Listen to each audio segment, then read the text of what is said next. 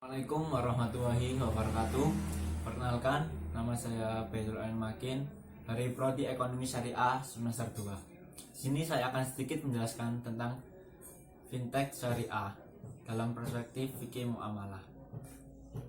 Pada perkembangan teknologi pada zaman sekarang semakin pesat dan telah melahirkan atau memunculkan sebuah bisnis baru atau industri baru yang banyak memberikan manfaat kepada manusia. Maka tak heran, pada dunia digital ini muncullah transaksi ekonomi. Salah satunya transaksi ekonomi digital adalah financial teknologi atau yang biasa disebut dengan fintech.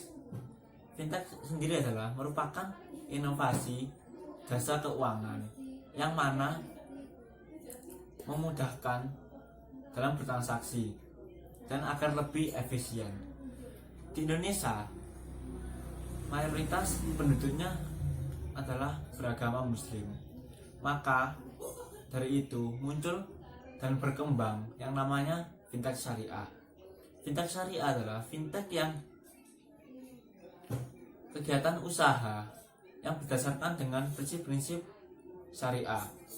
Fintech syariah merupakan kombinasi dari dan inovasi dari teknologi informasi dengan produk layanan yang ada pada bidang keuangan dan teknologi yang mempercepat dan memudahkan bisnis, proses dan transaksi investasi pada penyaluran dana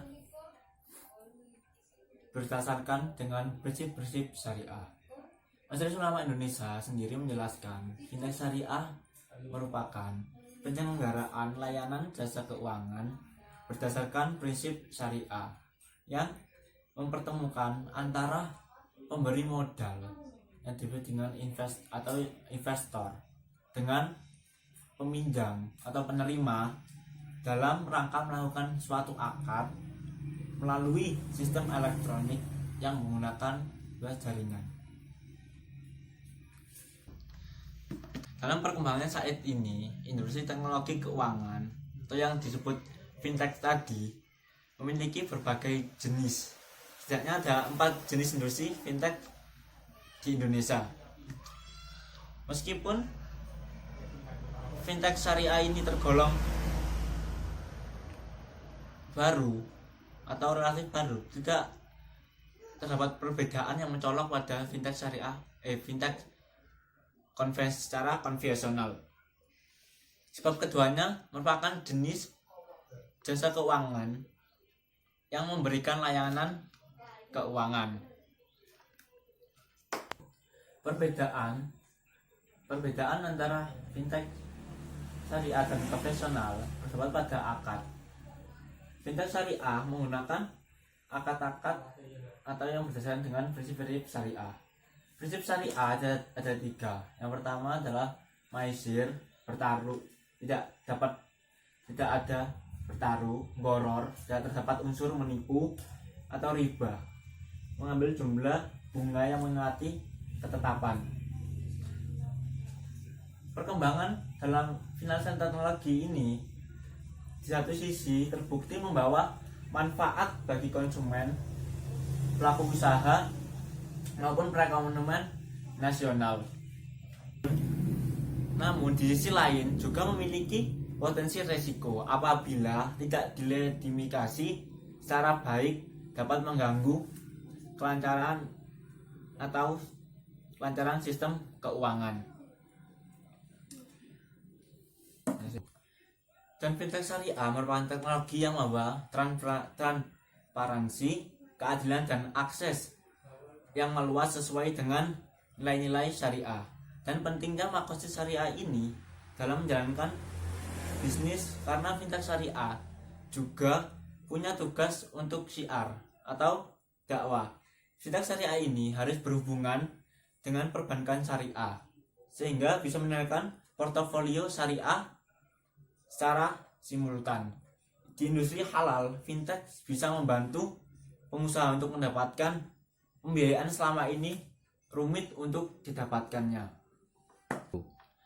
Pada dinamikanya, fintech syariah, finansial teknologi sudah mulai menjamur di Indonesia Dengan mengikuti arus globalisasi yang sekarang perkembangan teknologi semakin pesat, praktisi keuangan syariah juga sudah mulai mengembangkan inovasi keuangan digital. Dan seperti tadi, fintech tadi tersebut sesuai dengan kaidah syariah.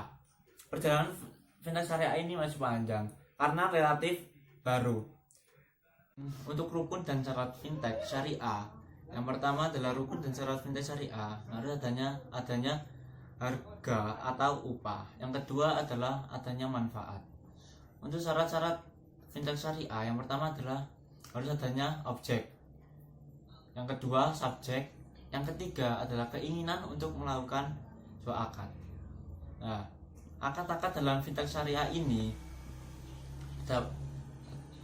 yang pertama adalah akad al-bai', ada ijaroh, ada mudharabah, ada musyarakah, ada wakalah, dan banyak yang lainnya.